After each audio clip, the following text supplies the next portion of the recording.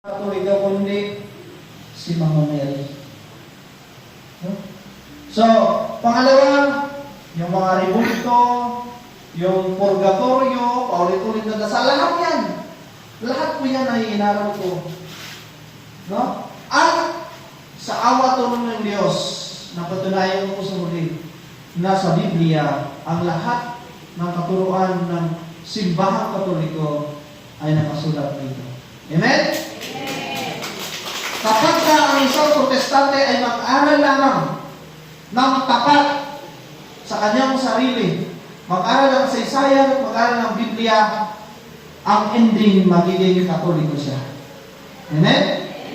Dahil ang mga strong Protestant ay yung Catholics at yung mga weak Catholics naman nagiging Protestant. Amen? Amen. So, yun po ang conversion ko mula sa pagiging born again papunta sa Katolik. At meron pa ako isang natutunayan abroad.